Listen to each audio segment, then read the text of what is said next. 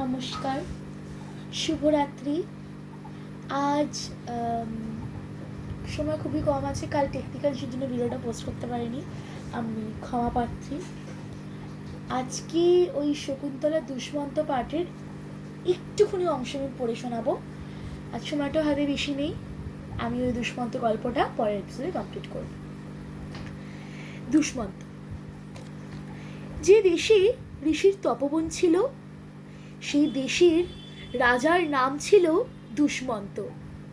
সেকালে এত বড় রাজা কেউ ছিল না।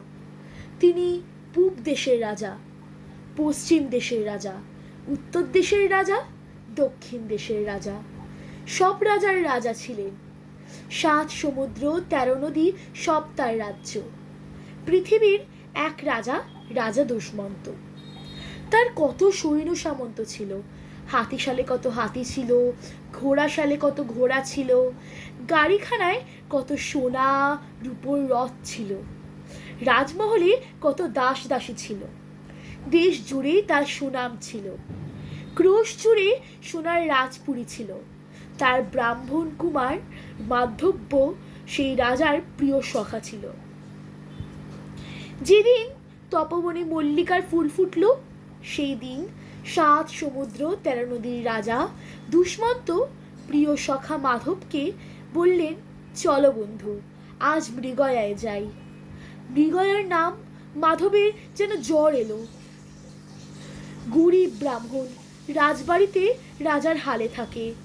দুবেলা থালা থালা লুচি মন্ডা ভার ভার ক্ষীর দই দিয়ে মোটা পেট ঠান্ডা রাখে। মৃগয়ার নামে বেচারার মুখ এইটুকু হয়ে গেল। বাঘ ভাল্লুকের ভয় প্রাণ কেঁপে উঠল।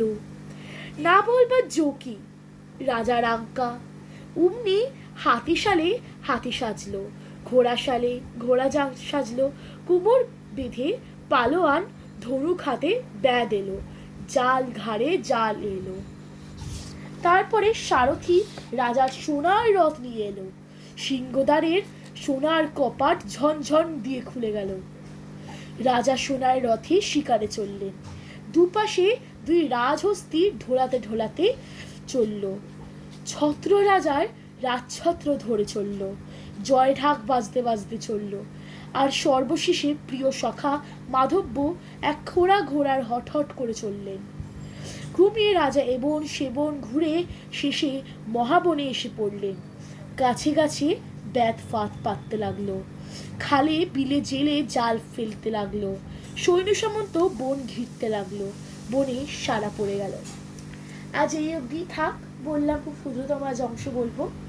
নেক্সট এপিসোডটা, এই গল্পের নেক্সট পুরো পার্টটা কাল আনার চেষ্টা করব। নমস্কার।